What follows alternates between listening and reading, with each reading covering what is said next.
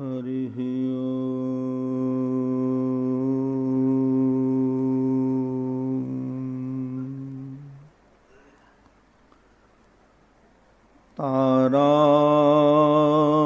तारानायक शेखराय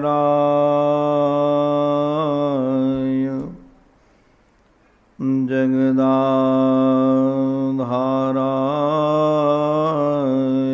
धाराधर छायाधारक कंधराय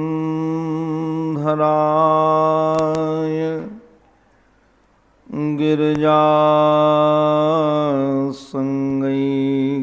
श्रृंगारिणे नद्यशेखरिणे दृशातिलकिने नारायणे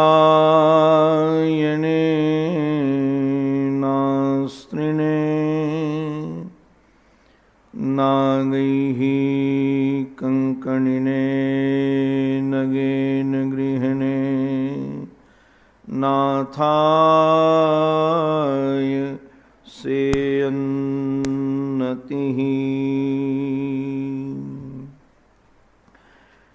शान्तं शाश्वतमप्रमेयमनघं निरवान शान्तिप्रदं ब्रह्मा शम्भुफणेन्द्रसेव्यमनिशं वेदान्तवेद्यं विभुं रामाख्यं जगदीश्वरं सुरगुरुं मायामनुष्यं हरिं वन्देऽहं करुणाकरं रघुवरं भूपालचूडामणिम्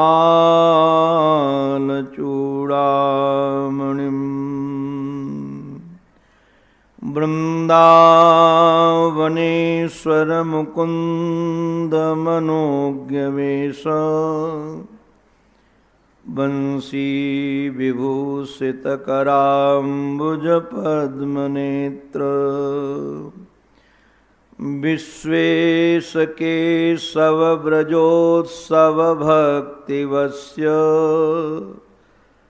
देवेश पाण्डवपते मम देहि दास्यम् नमः परमहंसास्वादित चरणकमलचिन्मकरन्दाय भक्तजनमानसनिवासाय श्रीरामचन्द्राय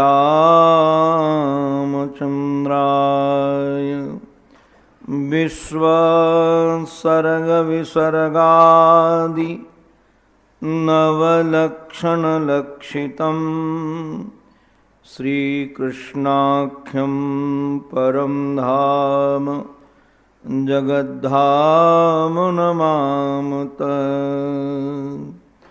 अखण्डानन्दबोधाय शिष्यसन्तापहारिणे सच्चिदानन्दरूपाय तस्मै श्री गुरवे नमः। गुरुर्ब्रह्मा गुरुर्विष्णुः गुरुर्देवो महेश्वरः गुरुः साक्षात् परब्रह्म तस्मै श्री गुरवे नमः। तस्मै श्री गुरवे नमः। श्रीमन्नारायण नारायण नारायण श्रीमन्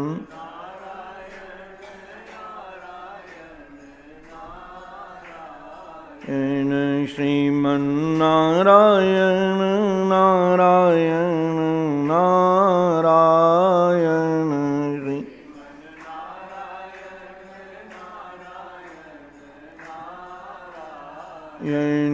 लक्ष्मी नारायण नारायण नारायण लक्ष्मी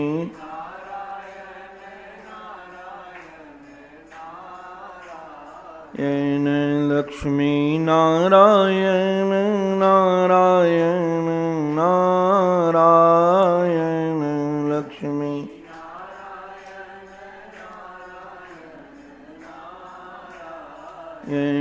श्रीमन्नारायण नारायण नारायण श्री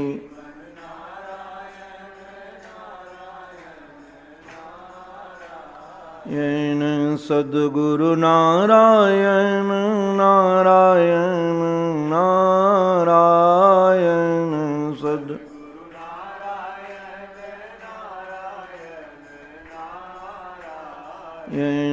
सद्गुरु नारायण नारायण नारायण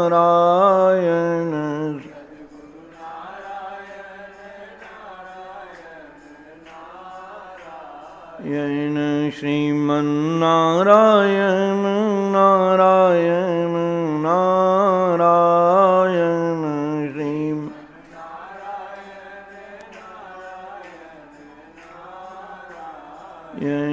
श्रीमन्नारायण नारायण नारायण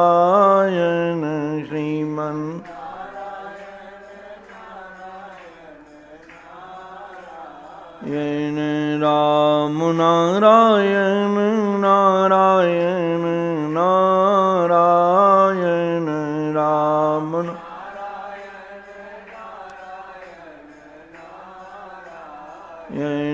राम नारायण नारायण नारायण राम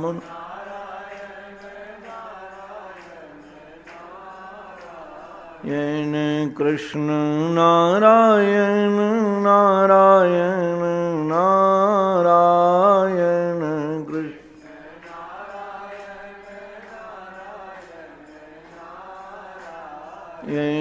कृष्ण नारायण नारायण नारायण कृष्ण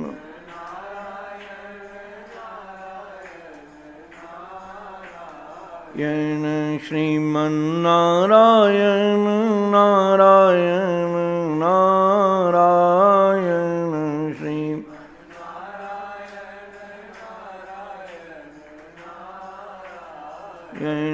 श्रीमन्नारायण नारायण नारायण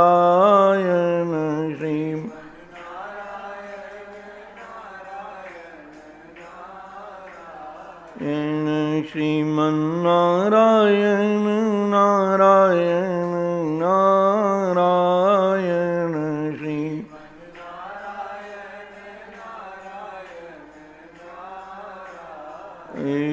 बोलो भक्तवत्सल भगवान की, सद्गुरुदेव भगवान की, श्री वृंदावन बिहारी लाल की जय जय श्री राधे, जय जय श्री राधे, जय जय श्री राधे।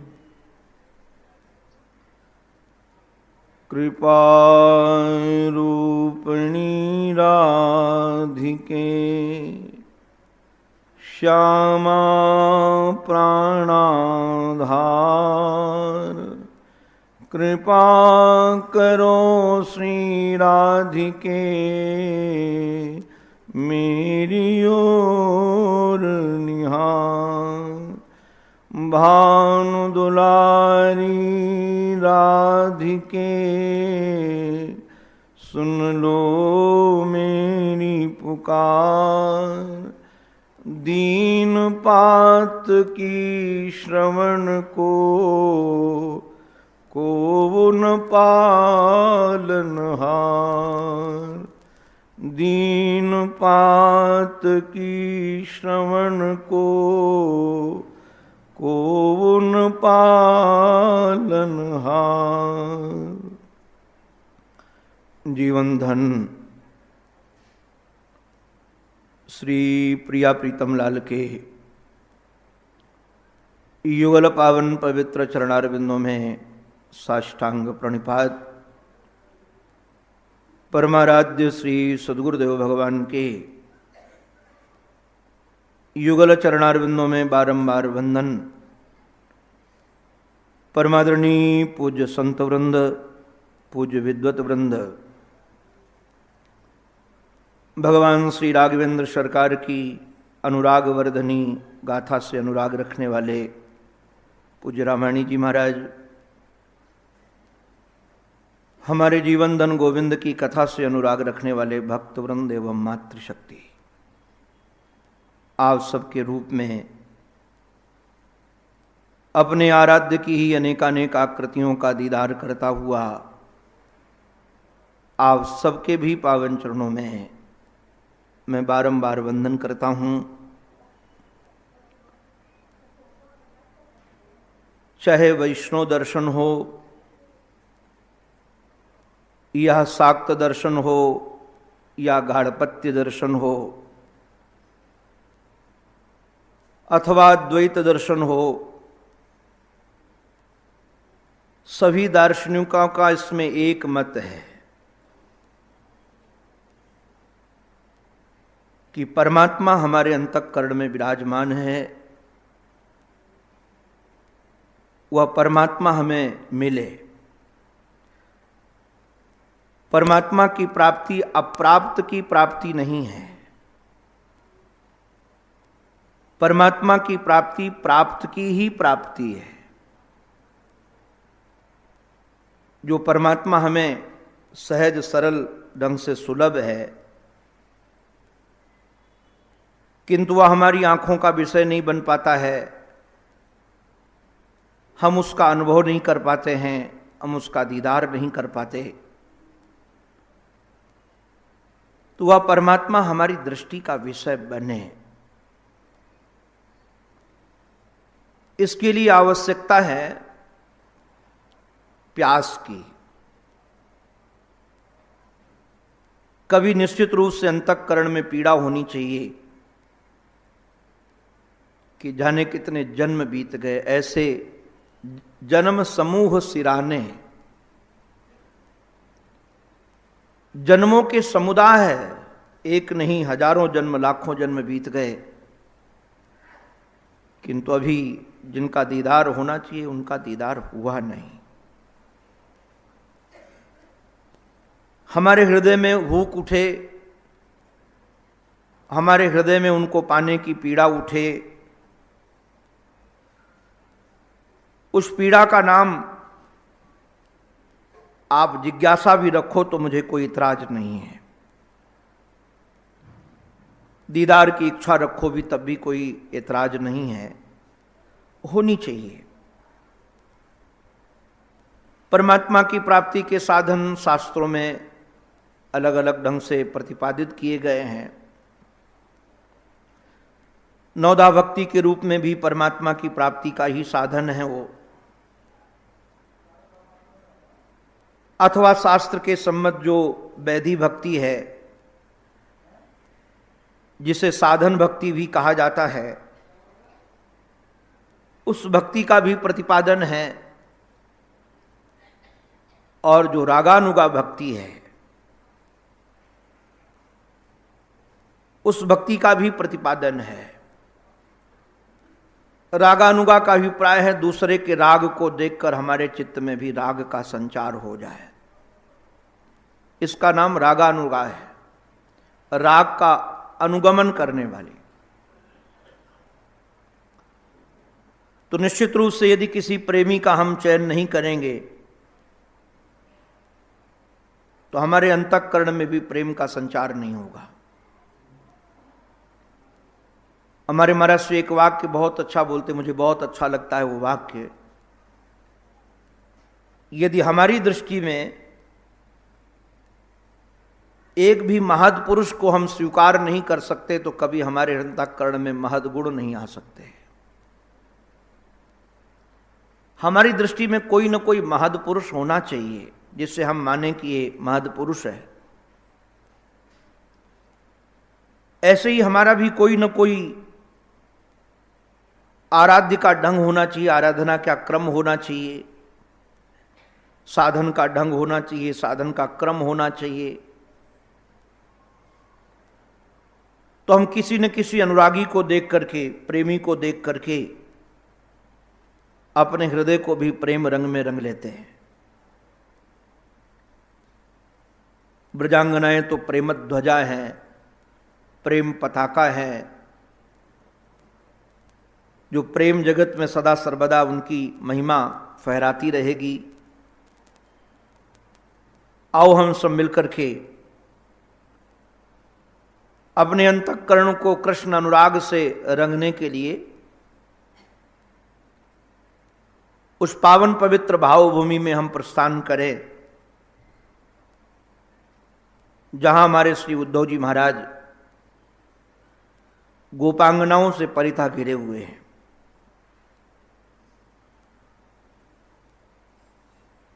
कई आचार्य चरणों ने तो यह भी वर्णन किया है कि गांव गांव से गोपियां दौड़ दौड़ करके आ गईं। उनको पता है कि प्रीतम का कोई संदेश लेकर आया है, प्रीतम का कोई पत्र लेकर आया है। तो ये गोपियां पढ़ी लिखी तो हैं नहीं, तो चारों तरफ से श्री उद्धव को घेर करके उचक उचक करके उद्धव से बार बार पूछती है, हमको कहा लिखो है उद्धव, हमको कहा लिखो है। हमारे बारे में प्रीतम ने क्या लिखा है, हमको क्या संदेश दिया है। ये हमारे श्री रत्नाकर जी के द्वारा भाव अभिव्यक्त है। यहां तो हमारे श्री सुखदेव जी महाराज कहते हैं, गोपांगनाओं ने श्री उद्धव जी महाराज से जो सहेतुक प्रेम होता है, जो हेतु पूरा हो जाने के बाद पूरा हो जाता है, उसके कई उदाहरण दिए और उदाहरण देने के बाद कहा कि हमारा प्रेम तो कोई सहेतुक था नहीं, तो प्रीतम हमें कैसे भूल गया। इति गोप्यो ही गोविंदे गत वाक काय मानसाह। उद्धव जी महाराज से प्रश्न पूछ रही थी और पूछते पूछते गोविंद के चरणों में मानो सब कुछ समर्पित हो गया। उनकी वाणी समर्पित हो गई, उनका मानस समर्पित हो गया, उनकी काया समर्पित हो गई। गत वाक काय मानसाहा कृष्णे दूते ब्रजम याते उद्धवे त्यक्तलौकिकाहा। श्री उद्धव जी महाराज को श्री कृष्ण का दूत समझ करके कि उनके द्वारा भेजे गए हैं, उनकी लौकिक क्रियाएं शिथिल हो गईं और लौकिक क्रिया शिथिल होने के साथ साथ करती क्या हैं, गायन्त्यः प्रिय कर्माणि रुदंतस्य गतः ह्रियः।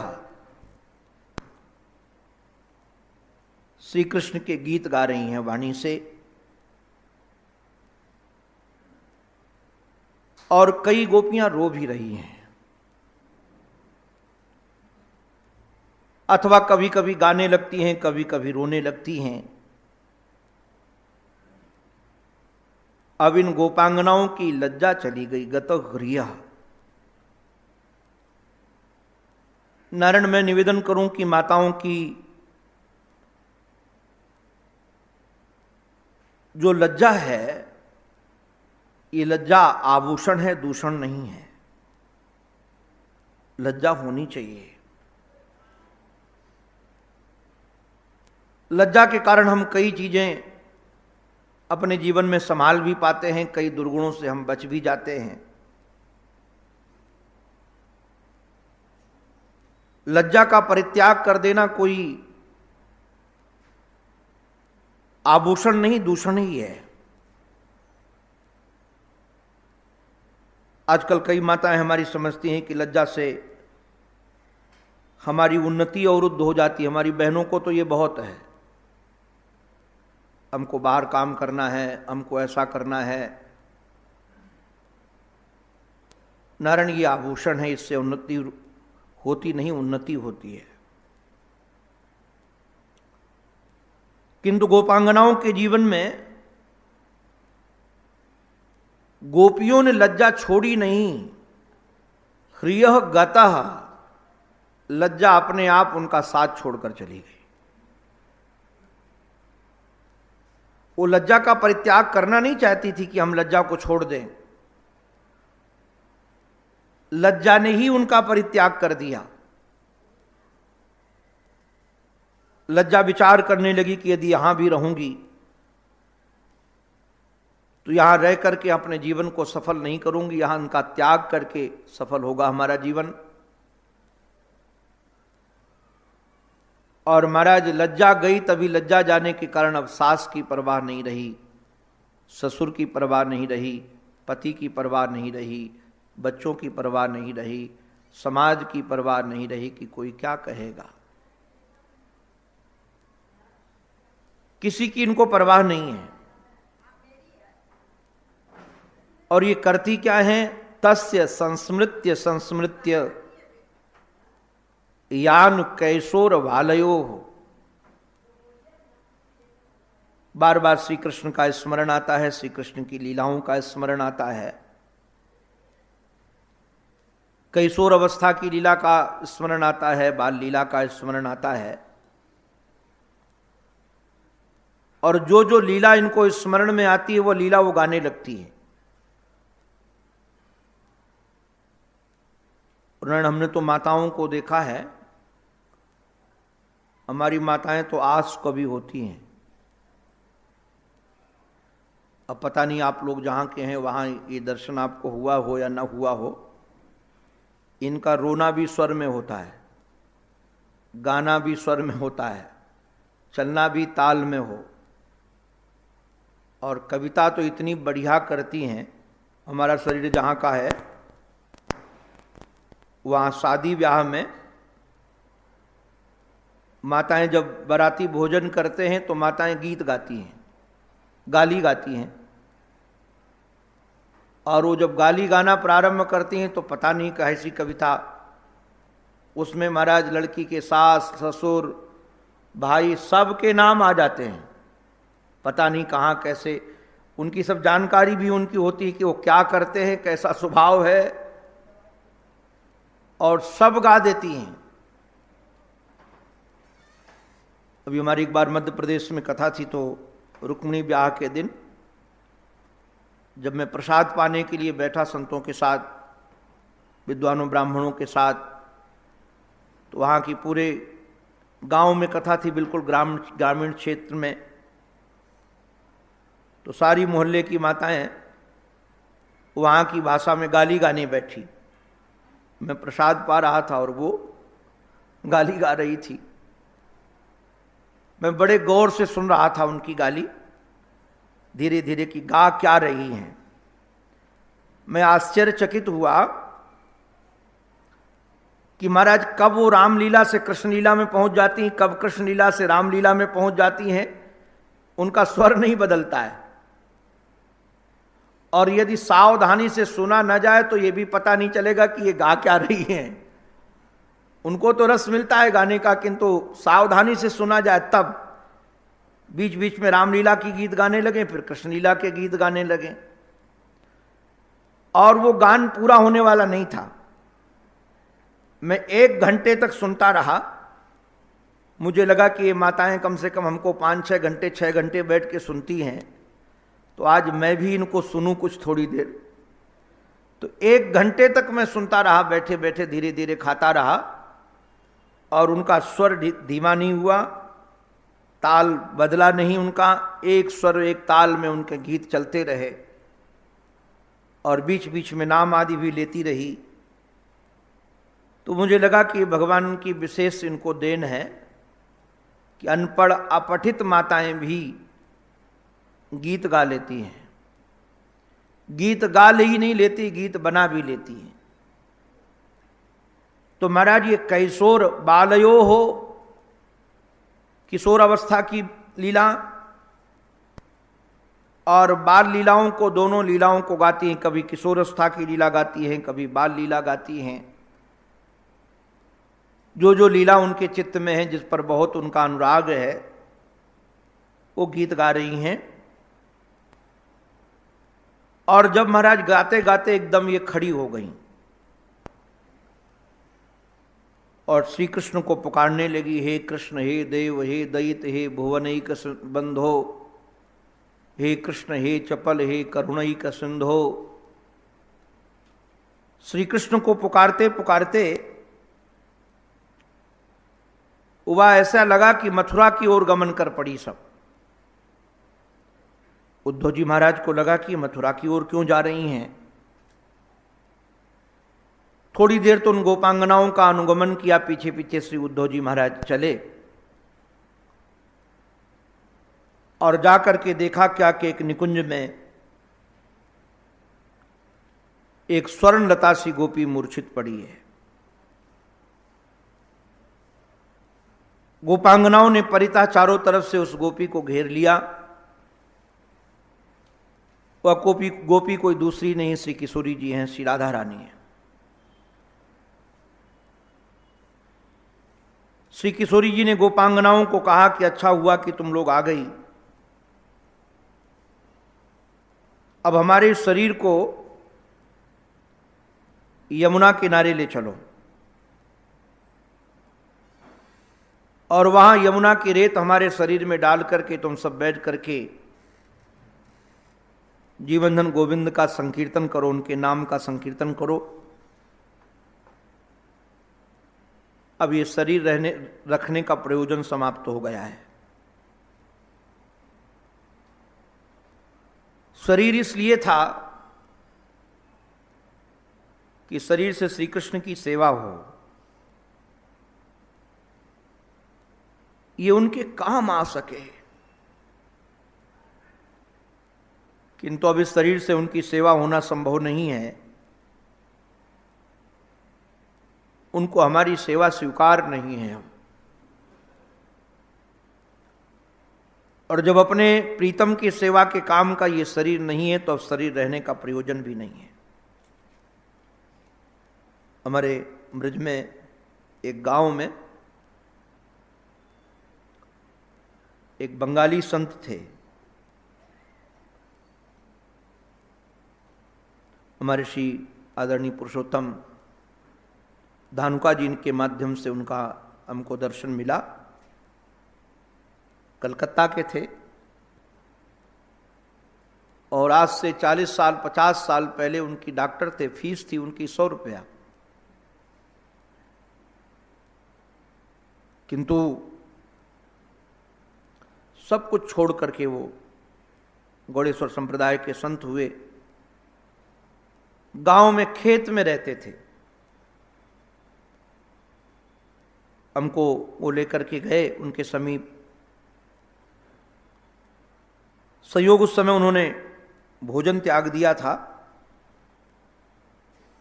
और भोजन नहीं लेते थे और कहा कि अब हम शरीर छोड़ देंगे। क्यों शरीर छोड़ दोगे? बोले अब इस शरीर से भजन नहीं होता है। शरीर को रुग्ण हो गया था। बोले भजन नहीं होता है तो केवल भोजन करके क्या जिएंगे, और सेवा भी नहीं होती है। उनके परंपरा के आचार्यों ने उनको बहुत समझाया कि ऐसे शरीर त्याग करना उचित नहीं है। हमको लगता है 15-20 दिन तक बिना भोजन के पड़े रहे। बाद में श्री किशोरी जी ने उनको कहा कि बाबा ये उचित नहीं है। तो फिर उनकी आज्ञा मान करके प्रसाद लेने लगे सामान्य ढंग से। मैं कई बार उनके साथ रात में भी रहता था गांव में। वो हमसे पूछते थे, कई बार मैं अकेले जाता था तो पूछते थे तुम क्या करते हो? तो मैं कहता था कि बाबा मैं भागवत का विद्यार्थी हूं, भागवत पढ़ता हूं। और रात्रि में कई बार वो ऐसी रसीली लीला सुनाते थे जो हमने आज तक कभी सुनी नहीं है। आधी हिंदी आधी बंगाली, किंतु उनके झरझर झरझर आंसू बहते थे। एक बार जून का महीना था, हमारे आश्रम में भागवत की कथा चल रही थी और मुझे कथा के बाद तुरंत जाना था। तो मुझे लगा कि मैं बाबा के दर्शन करके आऊं। भयंकर गर्मी थी। दोपहर में मैं दर्शन करने के लिए बाबा के गया तो बाबा खेत में चल नहीं पाते थे, घुटनों के बल, न महाराज कोई एक साफी लपेटे थे, घुटनों के बल वो खेत में पानी लगा रहे थे, कुछ पुष्प लगे थे। तो हमने कहा कि बाबा यहां कैसे? तो बोले हमारी लाली ने कहा कि हमको गर्मी ज्यादा लगती है और तुम हमको पुष्प नहीं देते हो, तो मैं पानी लगा रहा हूं कि इससे पुष्प निकलेंगे।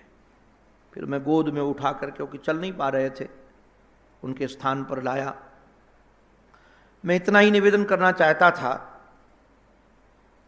कि उस महापुरुष को, जीवन को बहुत अंतरंगता से मैंने देखा और उनकी जो जीने का ढंग था, कोई कपड़े नहीं, कोई महाराज कोई गद्दा नहीं, एक चटाई में बैठे रहते थे और कहीं जाना नहीं, किंतु उनके साथ बैठ करके पता नहीं मुझे बहुत रस मिलता था। सेवा तो कोई लेते नहीं थे वो, किंतु चटाई में बैठे और सामने बोरा डाल करके मैं भी बैठा होता था, कभी लेट लेता था। किंतु उस गांव के बच्चे ने, एक बार मैं वहां उतरा टेम्पो से, तो गांव का कोई बच्चा था जो हमारे आश्रम में कभी नौकरी की थी, वो हमको पहचान गया और बाबा से कह दिया कि तो अखंडानंद आश्रम के महंत हैं। महाराज मैं एक दिन रात्रि में पहुंचा दोबारा, बाबा ने बहुत डांटा और बाबा ने डांट करके कहा कि मैं महंत और मंडलेश्वरों से दूर रहता हूं, तुमने हमको झूठ बोला। और झूठ बोल करके कहा कि मैं तो भागवत का विद्यार्थी हूं, आज के बाद तुम हमारे पास कभी नहीं आओगे और अभी जाओ। उसके बाद वहां कोई टेम्पो आदि के साधन थे नहीं। हमने कहा बाबा मैंने झूठ नहीं बोला आपके सामने, मैं सचमुच में भागवत का विद्यार्थी हूं और जब तक जीऊंगा तब तक विद्यार्थी रहूंगा। मैं विद्यार्थी के आधार पर ही भागवत की आराधना करता हूं और मैंने अपने को कभी महानता आदि मानने की तो गलती बहुत बाद की है, मैं आज तक अपने को साधु ही नहीं मान पाया हूं। भेष तो पहन लिया है, किंतु मैं हृदय से अपने को स्वीकार नहीं कर पाया हूं कि मैं सन्यासी हूं। मैं रो पड़ा। बाबा ने बड़े प्रेम से कहा कि लोग तो ऐसा कहते हैं। हमने कहा लोग क्या कहते हैं वो हमको नहीं पता है। तब बाबा ने फिर बैठाल करके बड़े प्यार से, हम तो डॉक्टर बाबा ही कहते थे, कभी नाम भी पूछा नहीं उनको, कई किशोरी जी की बड़ी अद्भुत अद्भुत लीला सुनाई। और ये जो भाव जो मैं भी आपके सामने जिस श्लोक को उच्चारण करने जा रहा हूं, जिस महादशा में श्री किशोरी जी हैं, उस दशा का वर्णन किया। पहली बार मैंने उनके मुख से ये भाव दशा का वर्णन सुना था कि ऐसी भी कोई भाव दशा होती है जिस भाव दशा में प्रेमी पहुंचने के बाद उसकी ऐसी दशा हो जाती है।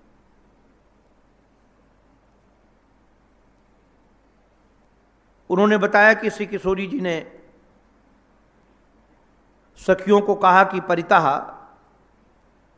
हमारे शरीर में रेत डालकर तुम बैठ कर कीर्तन करो, और अब कीर्तन कर सुनते सुनते, उनका नाम लेते सुनते सुनते इस शरीर का मैं परित्याग कर दूंगी। तो ललिता सखी ने किशोरी जी को संभाल करके कहा कि श्यामा जू, अगर शरीर के परित्याग से प्रीतम मिलता हो तो हम भी छोड़ने के लिए तैयार हैं। अगर प्रीतम के मिलने का रास्ता केवल शरीर का त्याग है,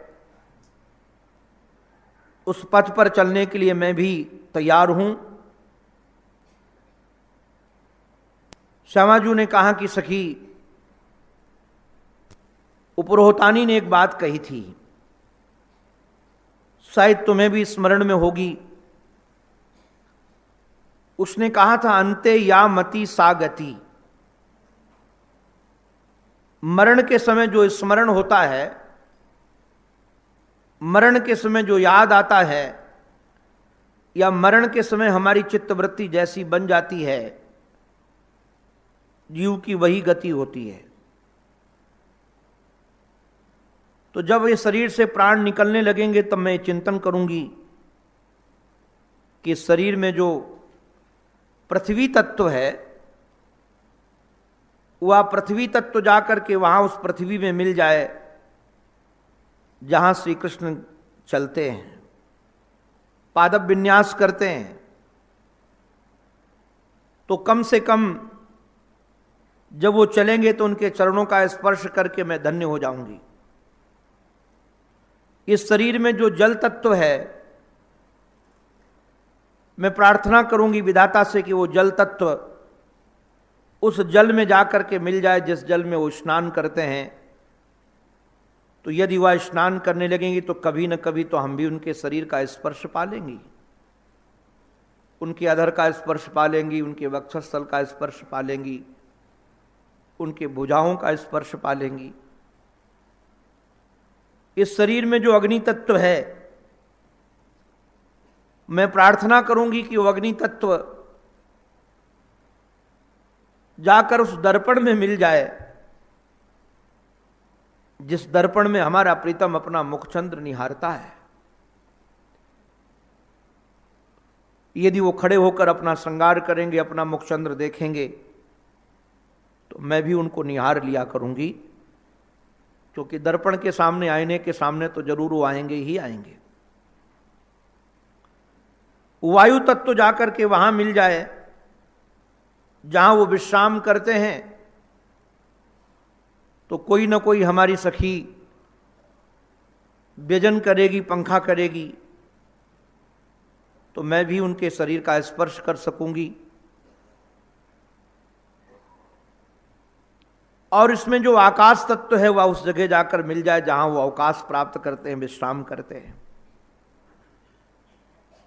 शरीर निश्चित रूप से उनकी सेवा में समर्पित हो जाएगा, जीवित जीवित तो नहीं, मरने के बाद ही सही। साहित्य में मैंने अध्ययन किया था एक पक्षी के बारे में, जिस पक्षी का नाम है चकोर। तुलसीदास जी महाराज ने चकोर के प्रेम को सराहा है। चकोर का प्रेम ऐसा होता है कि जिस समय चंद्रोदय होता है और जब तक चंद्र अस्त न हो जाए, तो वह निर्निमेष दृष्टि से अपने प्रीतम को निहारता रहता है। अभी भारत में तो बहुत कम है ये पक्षी। पाकिस्तान का राष्ट्रीय पक्षी है वो, जैसे हमारे यहाँ हमारे देश का राष्ट्रीय पक्षी मोर है, ऐसे उनके यहाँ का राष्ट्रीय पक्षी है चकोर। मैंने ये भी पढ़ा था, सुना भी था गुरुजनों से, कि चकोर का सबसे प्रिय आहार अंगारा है।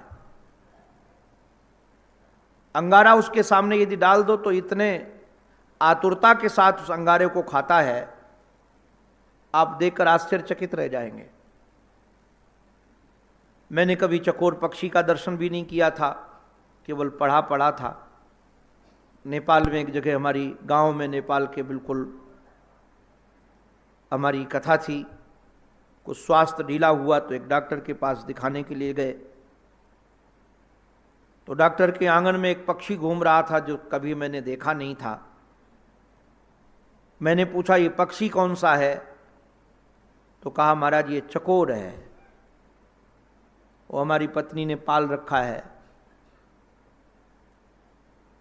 संयोग से वो माता जी उनकी धर्मपत्नी कथा में आती थी, तो मेरे मन में आया कि परीक्षा करें अंगारा खाता है कि नहीं। पत्थर का कोयला उनके घर में था। मैंने दूसरे दिन कहा कि दोपहर में जब कथा पूरी होगी तो आप सेवक को कह देना। उनको ये नहीं बताया कि मैं आपके पक्षी को खिलाने वाला हूं अंगारा। संयोग से अंगारा तैयार हुआ। मैंने चिमटे से पकड़कर जो अंगारा उस पक्षी के सामने डाला, वो ऐसे झपटा कि 1 मिनट भी नहीं लगा, उसके टुकड़े टुकड़े कर दिए। बड़ा कोयला था और एक एक करके निगलना प्रारंभ किया। ये पक्षी अंगारा खाता क्यों है? कारण क्या है? हमारे रसिकों ने चिंतन किया कि इसके खाने का कारण यही है। उससे किसी ने पूछा कि तुम अंगारा क्यों खाते हो? उसने कहा, हमारा प्रीतम इतनी दूर रहता है कि मैं उड़कर उसके पास जा नहीं सकता और वो हमारे पास आ नहीं सकता, किंतु मुझे एक खबर मिली है। क्या खबर मिली है? खबर ये मिली है कि भगवान शंकर के मस्तिष्क में चंद्रमा का निवास है। वो अपने श्रृंगार के रूप में चंद्र को संभाल करके रखते हैं और उनको मुर्दे की राख बहुत प्रिय है। तो अपने शरीर को जला करके हम राख कर देंगे और भगवान शंकर कभी इस पथ से निकलेंगे, इस रास्ते से निकलेंगे और हमारी राख को लेकर के अपने शरीर में लगाने लगेंगे। तो हाथ यदि घूम जाएगा तो हम अपने प्रीतम से मिल लेंगे। जिंदा जिंदा नहीं मिल पाए तो कोई बात नहीं, कम से कम मरण के बाद तो उनके अंग का संग मिल जाएगा, उनका स्पर्श तो मिल जाएगा। इस प्रकार के भाव श्री किशोरी जी जी रही थी। अकस्मात उनको आकाश मार्ग से एक काक जाता हुआ नजर आया जो मथुरा की ओर गमन कर रहा था। किशोरी जी ने उस काक को संबोधित करके कहा, रे काक, लगता है तुम मथुरा जा रहे हो, और यदि मथुरा जा रहे हो तो यदुपति को हमारा एक संदेश दे देना। संदेश यह है कि किसी के घर में यदि आग लग जाती है तो गृहपति का सबसे पहला कर्तव्य यह होता है कि उसके घर में यदि पशु बंधे हुए हैं जंजीरों से, रस्सियों से, तो गृहपति दौड़कर जाकर के पहले उनकी रस्सियां खोल देता है, रस्सियों को काट देता है कि कम से कम ये पशु मुक्त होकर के निकल जाएं, जले नहीं। तो श्याम सुंदर को कहना कि उनके घर में भी आग लगी है और ये आग विरागिनी की आग है, किंतु ये प्राण पशु इसी में जल रहे हैं और इन प्राण पशुओं को मुक्त न होने का यदि कोई हेतु है तो आपके देर द्वारा बांधी गई जंजीर है। अगर आपने इन प्राण पशुओं को जंजीर से बांधा न होता तो ये प्राण पशु अभी तक निकल गए होते। कौन सा महाराज जंजीर बांधी है? बोले आसार गलम, आशा की जंजीर है। आपने कहा है कि ना मैं आऊंगा, ये आशा की जंजीर है आपकी। इसी आशा के कारण हमारे प्राण निकल नहीं रहे हैं। अगर आपको आना नहीं है तो इस आशा की जंजीर को काट दीजिए, और यदि आशा की जंजीर कट जाएगी तो निश्चित रूप से ये प्राण पशु शरीर से बाहर निकल सकेंगे। प्राण पशु इसलिए भी प्रयोग कर रही हैं कि सचमुच में पशु ही तो हैं।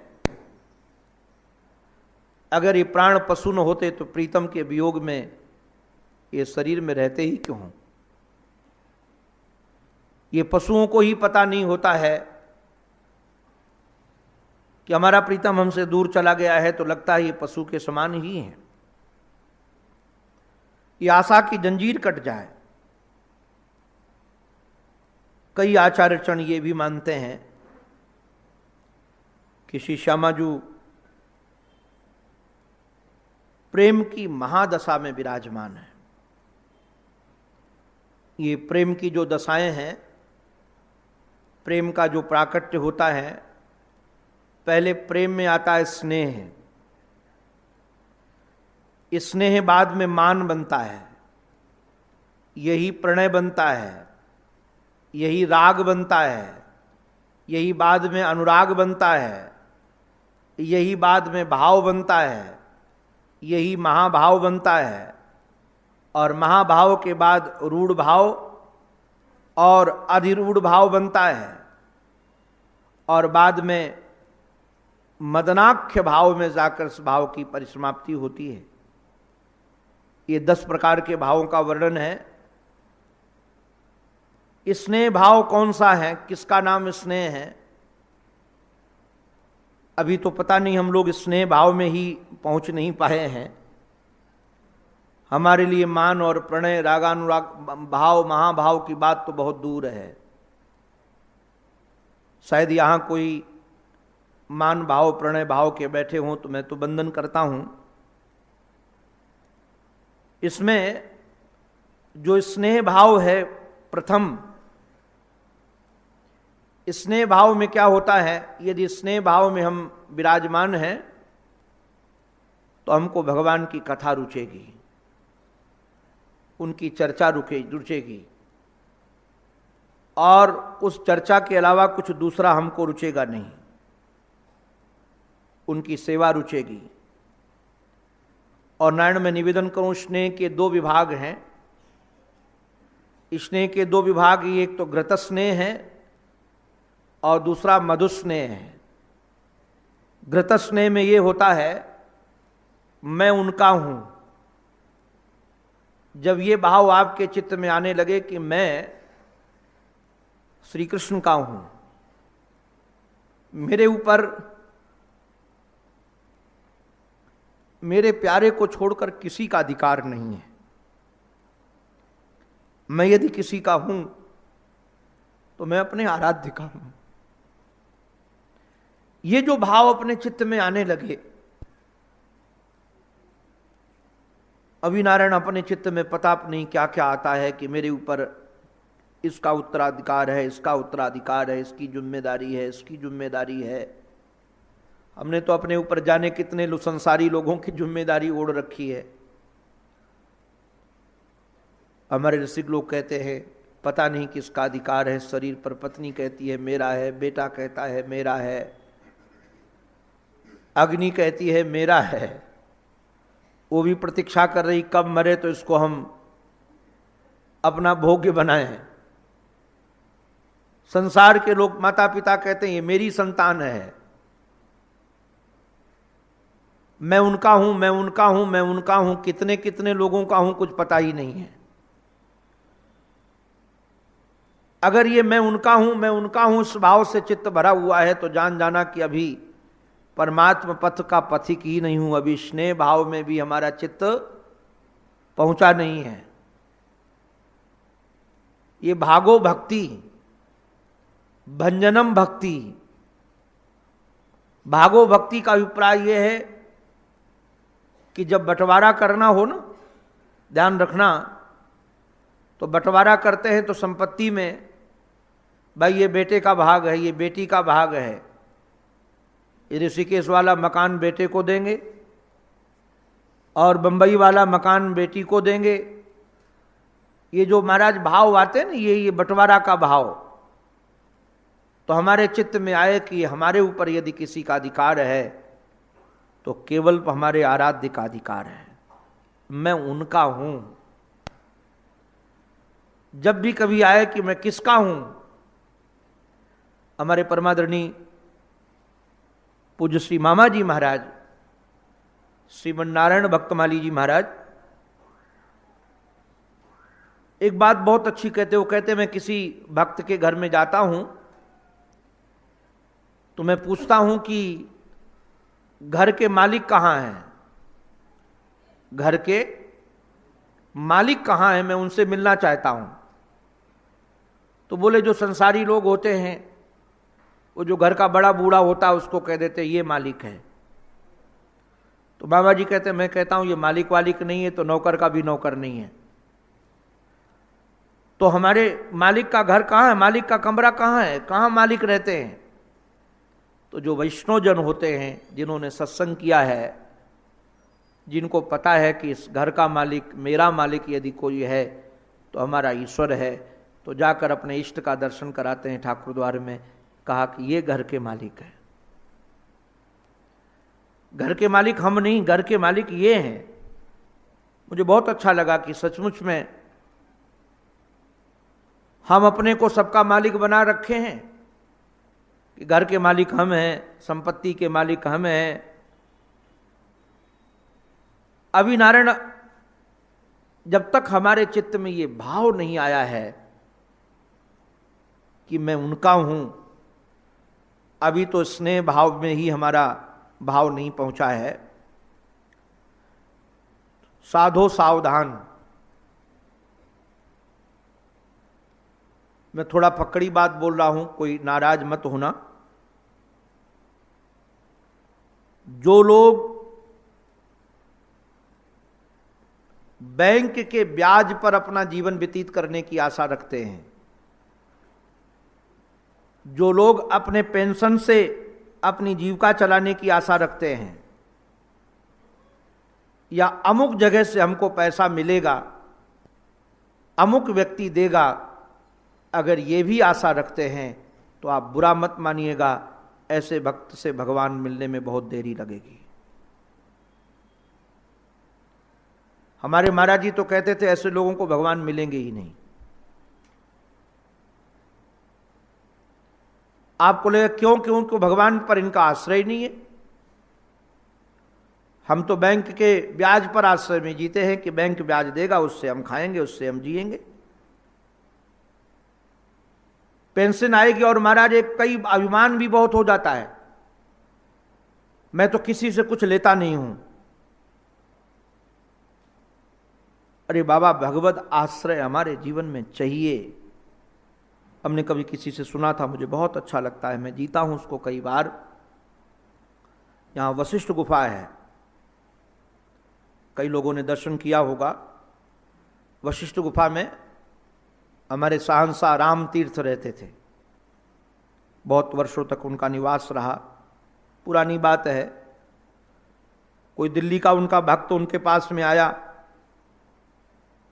और आकर के देखा कि शहंशाह राम तीर्थ के पास में एक खप्पर के अतिरिक्त कोई पात्र नहीं है, कुछ नहीं है उनके पास में,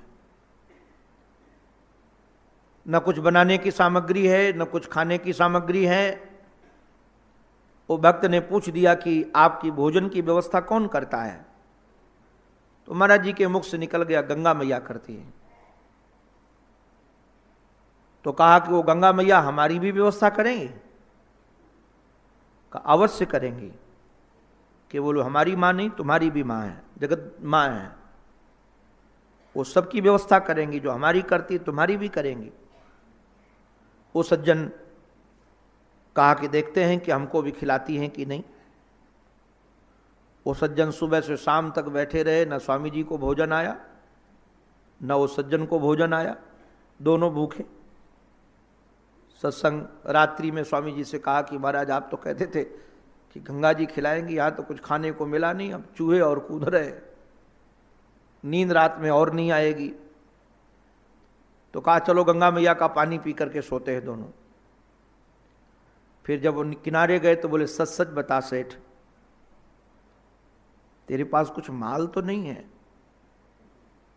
तो बोले महाराज थैले में कुछ रुपया तो रखा है, मैंने सोचा था कि गंगा मां नहीं देंगी तो जाकर ऋषिकेश जाएंगे, वहां कुछ खा लेंगे। तो बोले वो निकाल के ला करके दिया तो कहा सब गंगा जी में फेंक दिया। दूसरे दिन भी ठन ठन पाल, तब भी कुछ नहीं आया। स्वामी जी ने कहा कि अभी भी तेरा कहीं अन्य आश्रय है?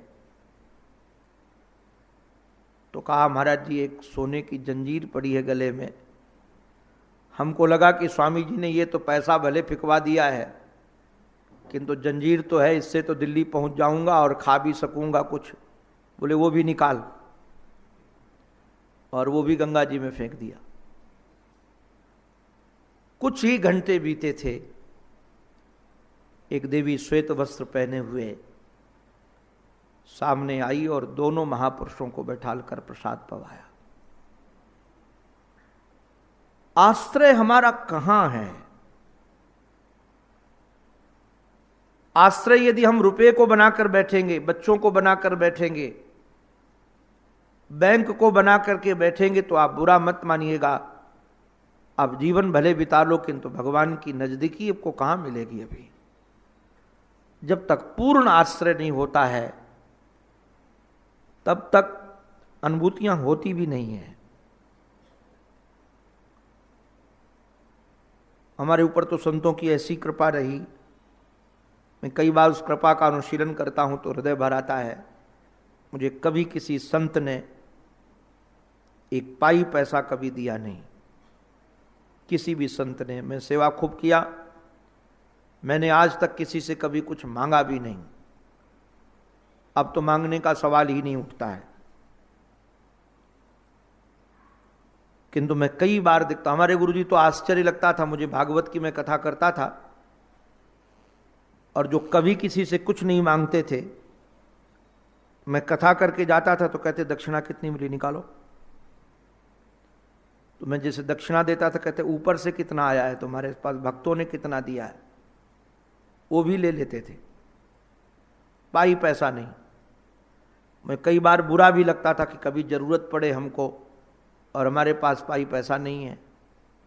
एक दिन मैंने दुखित होकर ये बात कही उनको कि आप मेरे पास कुछ नहीं रखने देते हैं और कुछ व्यवस्था करते भी नहीं हैं कि हमारे से लेकर के कुछ हमारी व्यवस्था भी करो।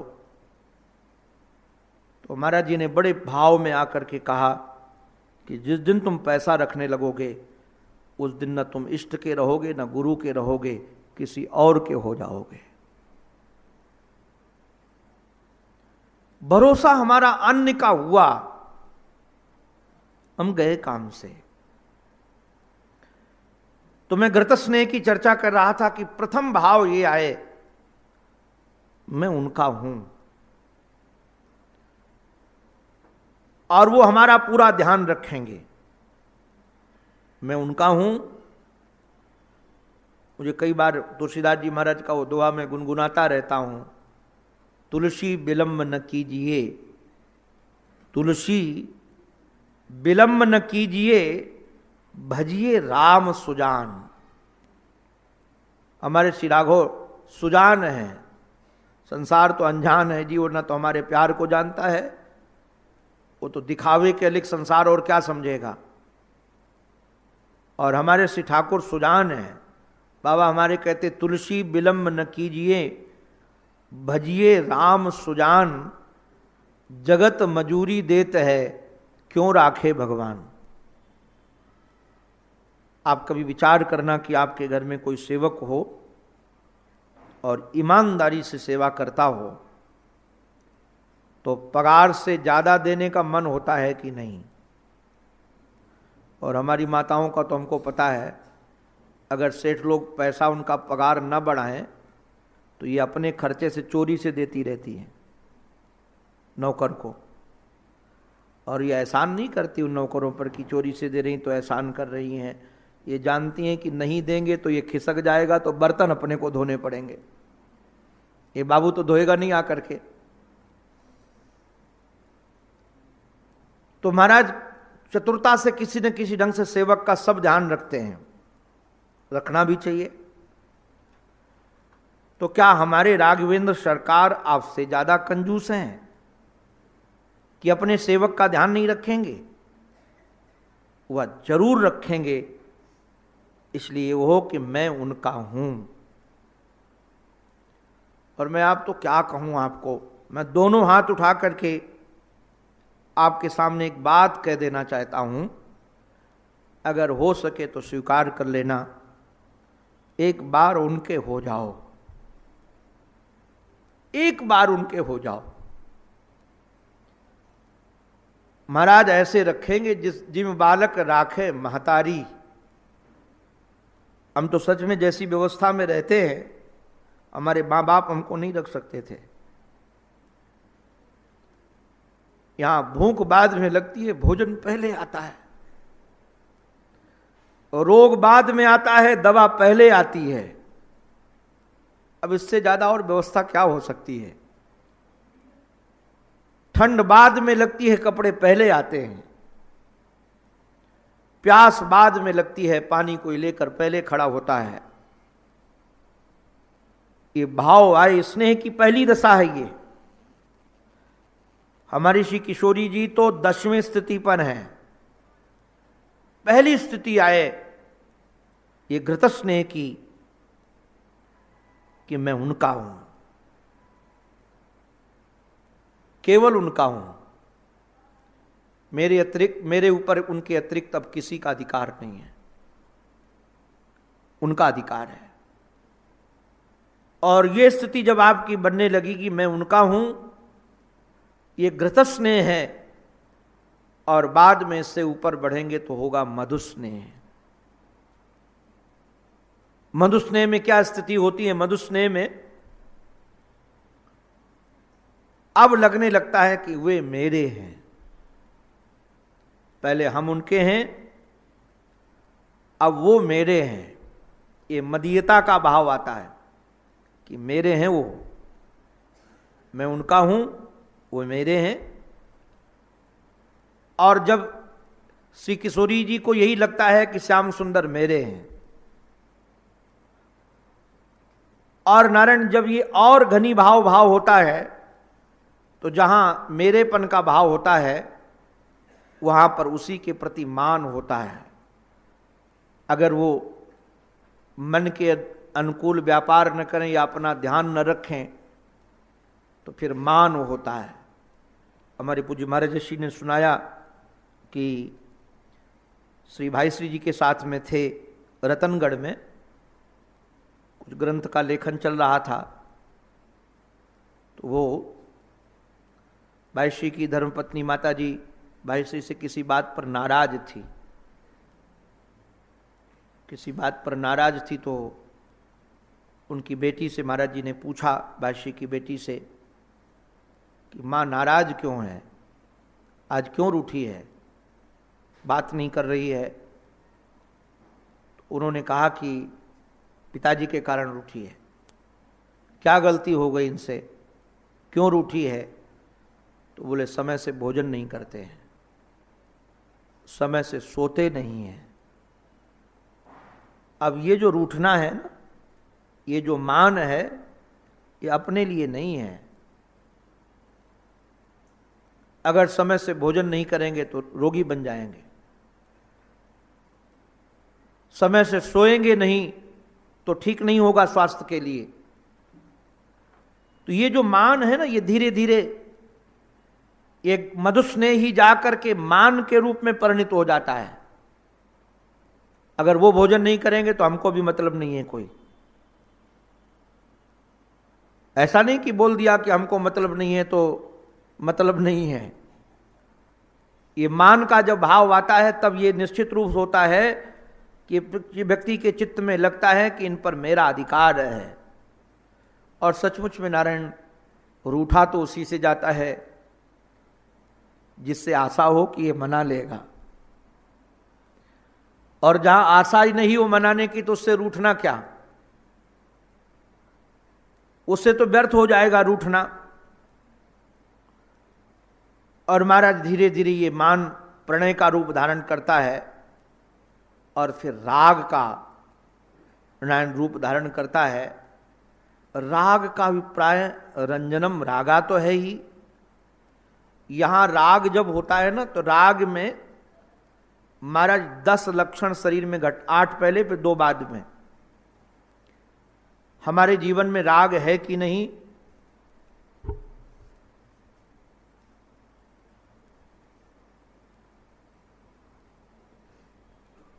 निश्चित रूप से हमारे जीवन में राग है कि नहीं इसकी पहचान का, राग जब श्री श्याम सुंदर के साथ होता है तो राग में कभी आंसू आने लगते हैं। ये राग का लक्षण है। आपको बैठे बैठे कोई बात स्मरण में आ जाए और आंसू आ जाए, कभी शरीर में कंप हो जाता है, एकदम रोमे खड़े हो गए, पुलक हो जाता है। कई बार अकारण ही महाराज कोई बात नहीं, पसीना आ गया, स्वेद आ गया, बेचैनी बढ़ गई, और कई बार स्वर भंग हो जाता है, बोलने लगे तो स्वर भंग हो गया। कई बार तो ऐसे जैसे स्तंभ है, खंभे के समान खड़ा हो गया, या बैठा है तो न हिल रहा है न डुल रहा है, स्तंभ के समान हो गया।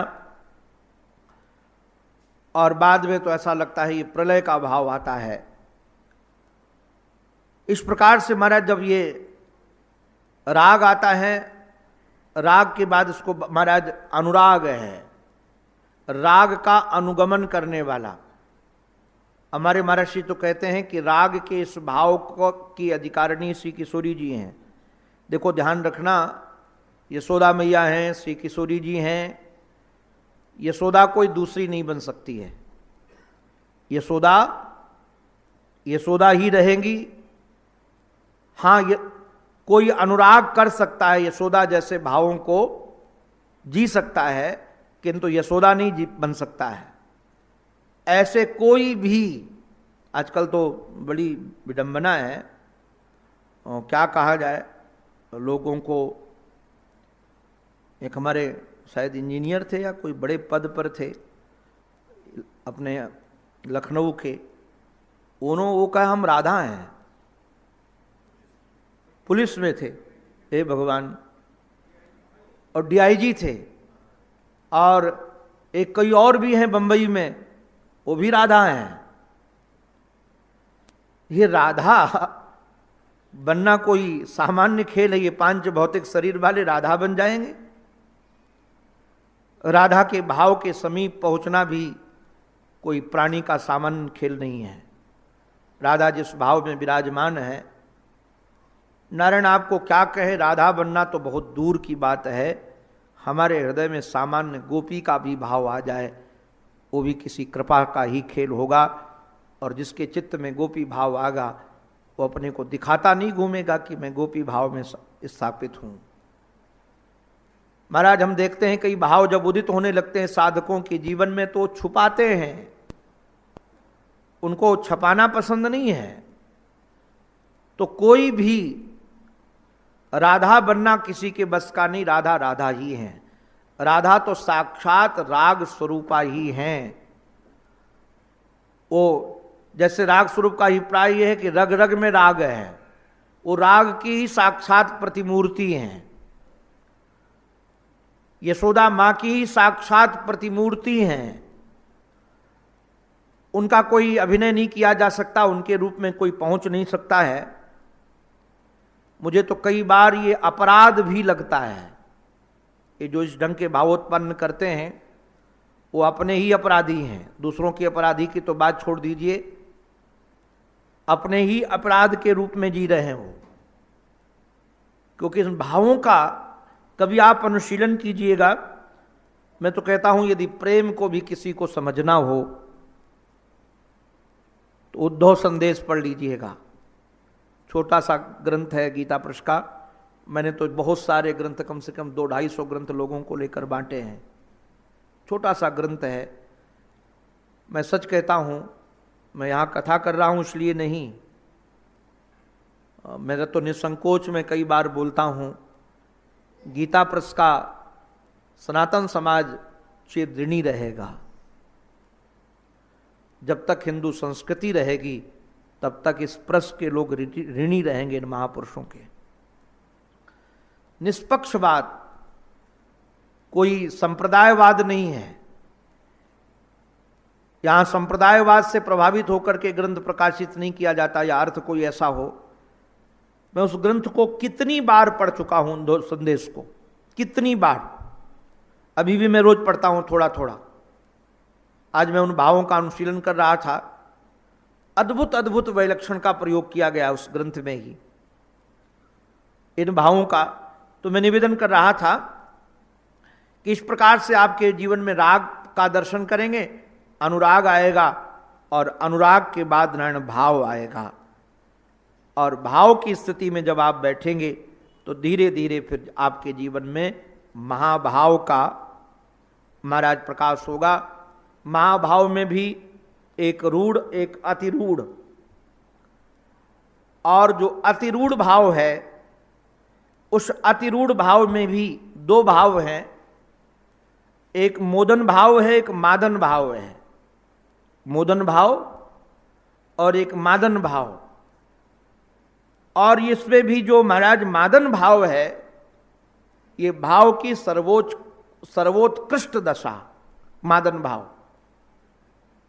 और इस मादन भाव में जब चित्त स्थापित होता है, उस समय जो अपने वाणी से कोई बात निकलती है उसका नाम होता है चित्रजल्प। और चित्रजल्प में भी विभाग है 10, और इन 10 विभागों को ही मानो श्री किशोरी जी के मुख से जो निकला है गीत, उस गीत का नाम है भ्रमर गीत। ये भ्रमर गीत में 10 भाव है।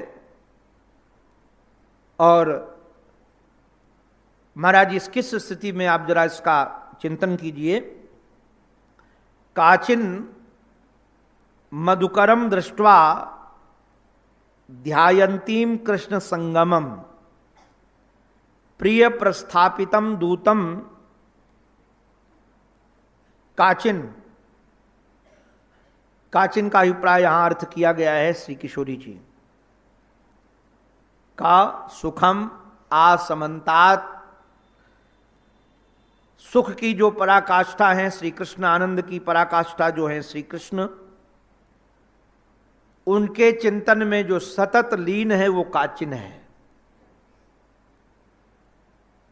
कई आचार्य चरण तो कहते हैं श्री किशोरी जी महादशा में हैं, महाभाव दशा में,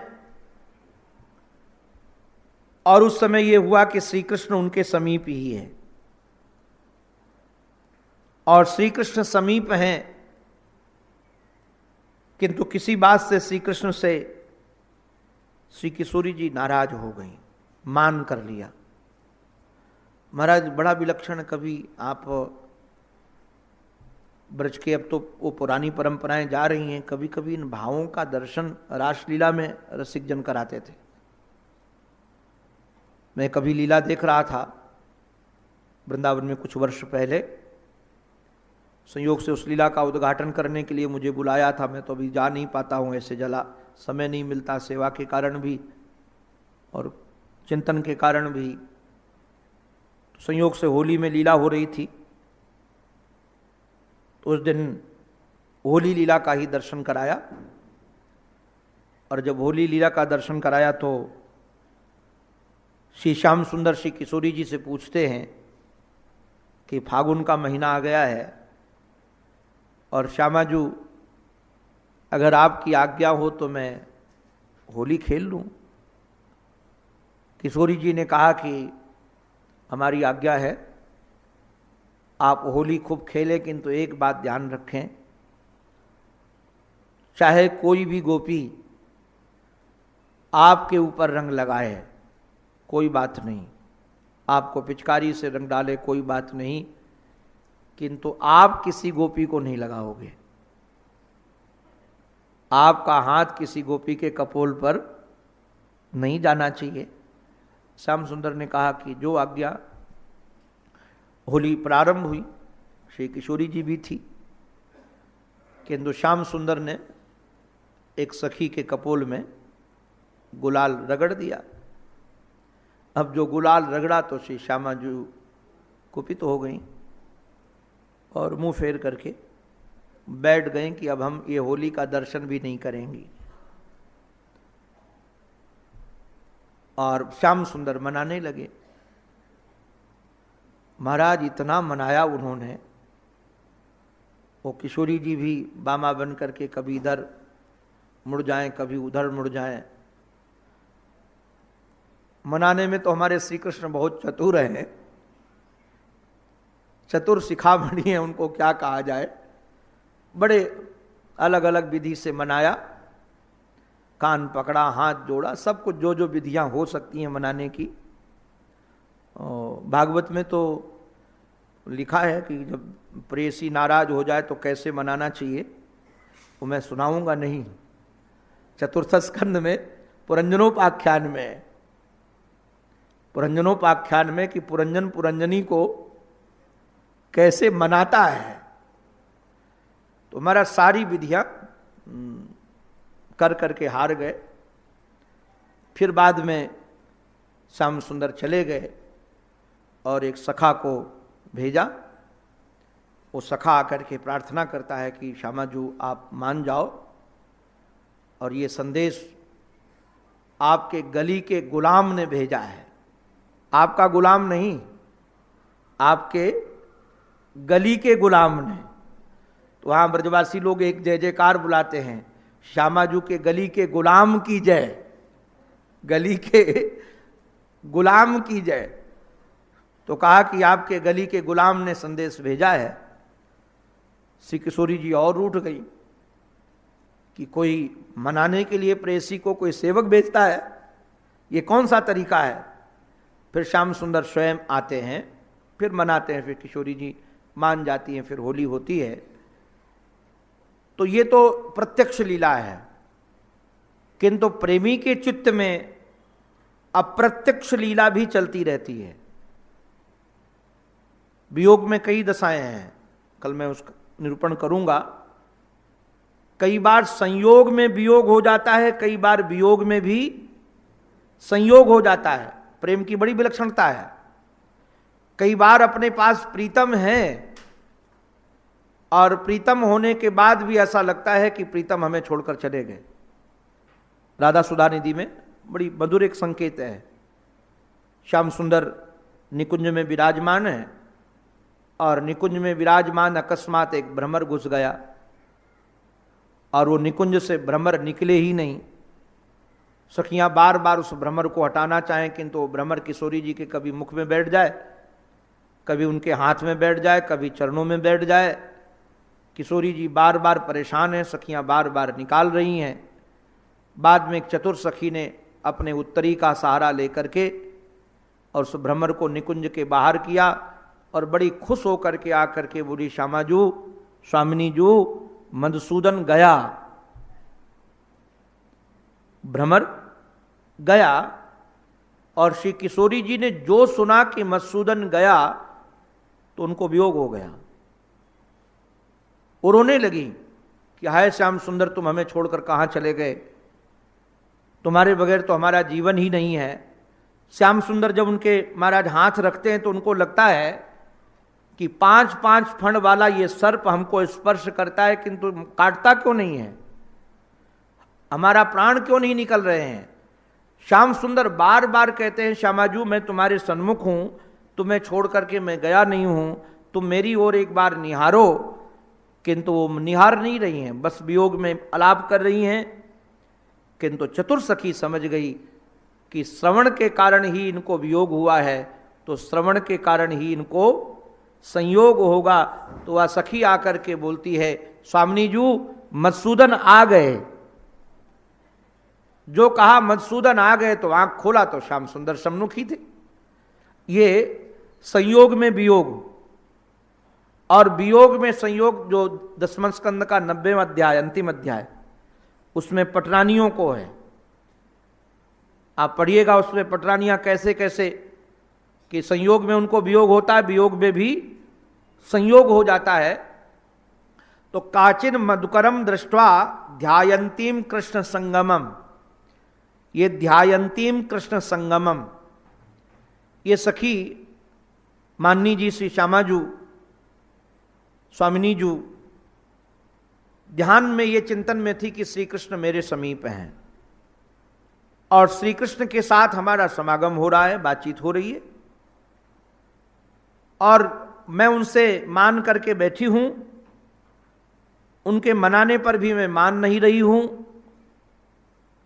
वो बार बार अनेकानेक विधि से मुझे मना रहे हैं, और जब मैं उनसे मानी नहीं तो वह जाने के बाद वहां से चले गए।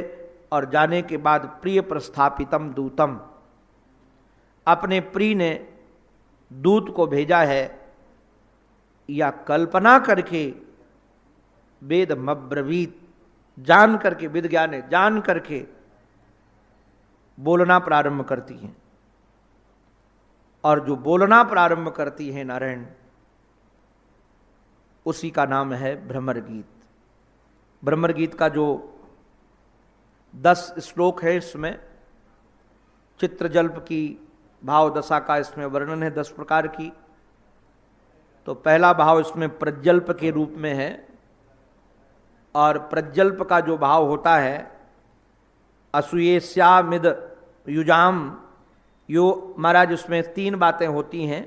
एक तो असूया होती है, एक ईर्षा होती है, एक मद माने अभिमान होता है। इस भाव में असूया, ईर्षा और मद 3 भाव मिश्रित है, और इस श्लोक में तीनों भावों का दर्शन होता है। असूया का अभिप्राय होता है कि गुणों में दोष का दर्शन है तो गुण, किंतु उसमें भी दोष निकाल देना। ईर्षा का अभिप्राय महाराज दूसरे के सुख को, दूसरे के आनंद को देखकर दुखित हो जाना, और मद तो अभिमान के रूप में है ही।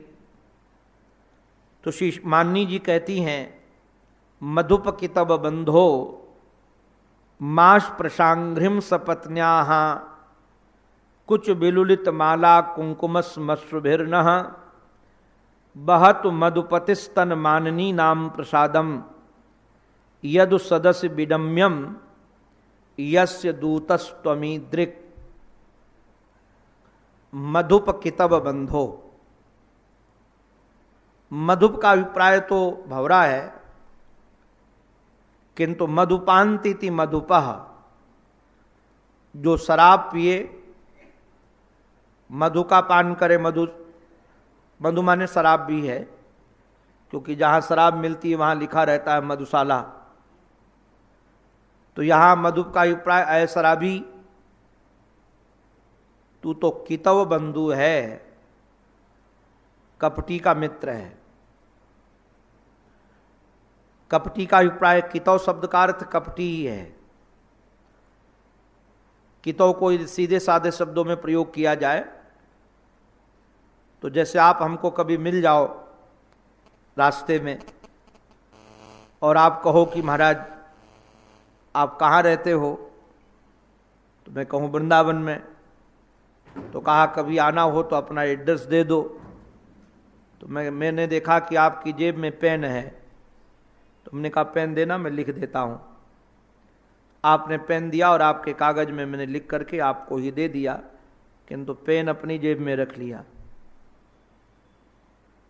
और अपनी जेब में रखने के बाद थोड़ी देर के बाद आपने कहा कि महाराज जी पेन देंगे क्या? तो मैं निकाल करके आपको दिखा कर कहूं किन तव, क्या यह तुम्हारा है क्या? तुम्हारी ही वस्तु तुमसे लेने के बाद फिर तुमको दिखा करके तुमसे पूछें ये तुम्हारी है क्या? इसका अर्थ ही कितव है, अथवा कपटी है जी, कपटी के मित्र हो। हिंदी भाषा में तो कपटी ही कहेंगे, सच्चाई पर जो पर्दा डाल देता हो, पट माने पर्दा ही है। तो कहा आप कपटी के मित्र हो, माँ महाराज मेरे पैरों को मत महाराज स्पृशांघ्रिम माँ मेरे पैरों को मत छुओ। ये भौरा आकर के श्री किशोरी जी के श्री माननी जी के चरणों में बैठ गया था, तो कहा मेरे पैरों को मत छुओ। एक रसिक संत ने तो बड़ा रसीला लिखा है, ये मान है। कहा कि तुम हमारे पैरों को कोई साधारण पैर समझते हो? ऐसे आकर तुम्हारे जैसे पापी लोग, शराबी लोग हमारे पैरों में आकर बैठ जाएंगे? इनको पैरों में बैठने का अधिकार है। जो श्री कृष्ण हैं, जाने कितनी बार हमारे पैरों को छूकर अपने पापों को धोया है। तो यहाँ तो कोई हमारे पैरों में बैठ भी जाता है तो वो पवित्र हो जाता है। इसलिए तुमको हमारे पैर, ये मान है। इतने में क्या हुआ, भ्रमर उड़ा और उड़ करके दूसरी गोपी की तरफ बढ़ा। तो कहती सपत्न्या, अरे जैसे मैं उस कपटी से सताई हूं वैसे ये भी सताई हुई है। केवल मैं ही नहीं, मेरी सौत है ये, मेरे जैसे ही दुखित है ये। सपत्न्या, अथवा यदि सपत्न्या का अन्वय इधर करोगे तो भ्रमर ने मानो पूछ दिया कि माननी जी, आप मुझे प्रणाम का अधिकार क्यों नहीं दे रही हैं और मुझे शराबी क्यों कह रही हैं? मैंने कौन सी मदिरा पी है, मुझे क्यों शराबी बोला जा रहा है?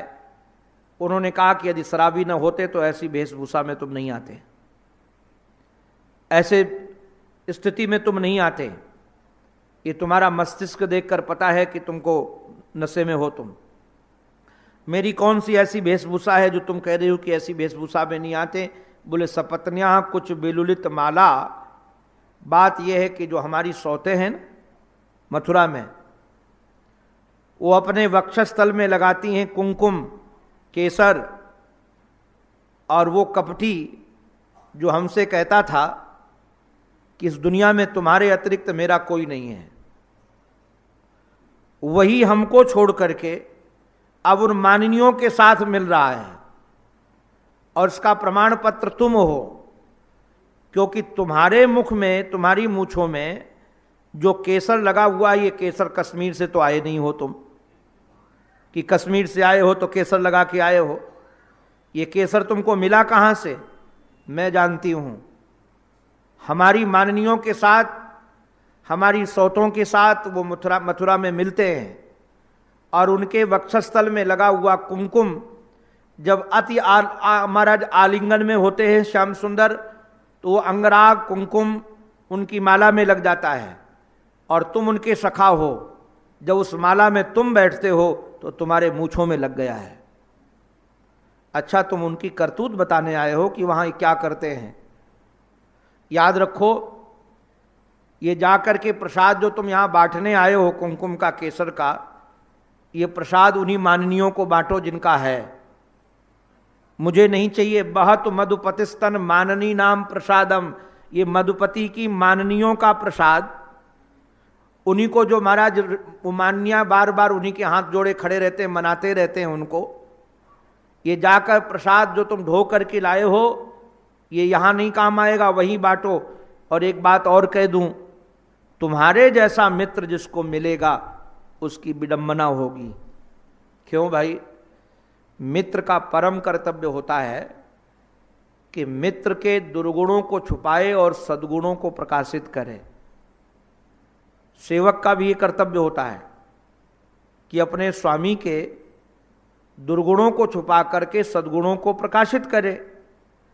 और तुम ऐसे सेवक हो कि उनके दुर्गुणों का ढिढोरा पीटते घूम रहे हो। वो क्या करते रहते हैं वहां, उस सबको बताते घूम रहे हो। यदु सदस्य विडम्यम यस्य दूतस्त्वमीदृक्। ये तुम्हारे जैसे दूत से मिलने के बाद यही परिचय मिलेगा। ऐसे इन भावों को हमारे श्री किशोरी जी महाराज जी रही, प्रजल्प के भाव को, शेष भाव कैसे वो जी रहे उसकी चर्चा करेंगे। प्रयास तो ये होगा कि ठाकुर जी जैसे चाहे कि कम से कम ये 10 श्लोक तो, आज एक हो गया है, 10 श्लोक पूरे हो जाए भ्रमर गीत के, क्योंकि 3-4 दिन ही, 3 दिन शायद समय, अभी 3 दिन ही रह गया है, 3 दिन ही रह गया है। तो प्रयास ये करेंगे कि ये श्लोकों की चर्चा हो क्योंकि बहुत रसीले हैं। जल्प, उज्जल्प, संजल्प आदि भावों को जो श्री मानिनी जी ने जिया है, वह भाव के कम से कम हमको दर्शन हो सकें। हम तो उस भाव के कभी जीने के अधिकारी नहीं हैं, कम से कम उस भावों का दीदार कर सकें, उनका दर्शन कर सकें, उनकी कृपा से यही हो सकेगा। अंत में अपने आराध्य के पावन चरणों में हमारी यही प्रार्थना है कि हमारी मति, हमारी रति, हमारी गति एकमात्र उन्हीं के चरणों में बनी रहे। इसी प्रार्थना के साथ ये उनकी वाणी उन्हीं के पावन पवित्र चरणों में समर्पित एक बहुत अच्छा संयोग बन रहा है।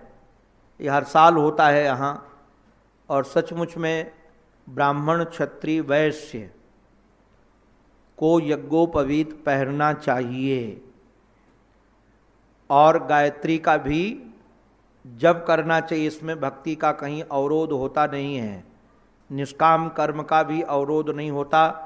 अपने धर्म का पालन करना चाहिए। और हमारे यहाँ अपने गीता भवन की ओर से प्रत्येक वर्ष यहाँ यज्ञोपवीत संस्कार होते हैं। अब की बार भी 28 मई को यह रखा गया है, तो जिनके न हुए हों यज्ञोपवीत वो करवा लो और नाम लिखा लो। और संयोग से नारायण, अगर आपके यहाँ बच्चे हों तो उनको भी बुलाकर, इस बार नहीं तो अगले बार, यज्ञोपवीत संस्कार तो होना ही चाहिए। अगर संस्कार नहीं है तो नारायण हम संस्कृत हैं ही नहीं। संस्कारवान ही भगवान की ओर बढ़ पाता है। तो हम सब भगवान की ओर बढ़ें, सुख शांति की ओर बढ़ें, ये हमको सहज में लाभ मिलता है। नहीं तो यज्ञोपवीत संस्कार वैसे करवाने जाओ तो कम से कम 11,000 तो ब्राह्मण को दक्षिणा देनी पड़ेगी। उसके बाद सारी पूजन सामग्री, हमने तो ईश्वर की कृपा से जो भागवत की पहली कथा हमारी हुई उससे जो हमको दक्षिणा मिली थी, उस समय मैंने 27 ब्राह्मणों का यज्ञोपवीत संस्कार कराया बच्चों का, उसी दक्षिणा से। और मैं प्रत्येक वर्ष प्रयास करता हूँ कि ब्राह्मण जितने महाराज, ब्राह्मण, क्षत्रिय, वैश्य यज्ञोपवीत संस्कार से संस्कृत हों, जिससे गायत्री पढ़ें। अरे गायत्री जो हमारा त्राण करे, रक्षण करे, तब हमको, जब तक यज्ञोपवीत नहीं तब तक गायत्री जपने का अधिकार नहीं है, वेद पढ़ने का भी अधिकार नहीं है। तो वेद पढ़ने का अधिकार मिले, गायत्री जपने का अधिकार मिले, इसलिए ये जो संस्कार यहाँ से दिए जा रहे हैं आप लोग जरूर इसका लाभ लें। बोलो भक्तवत्सल भगवान की जय।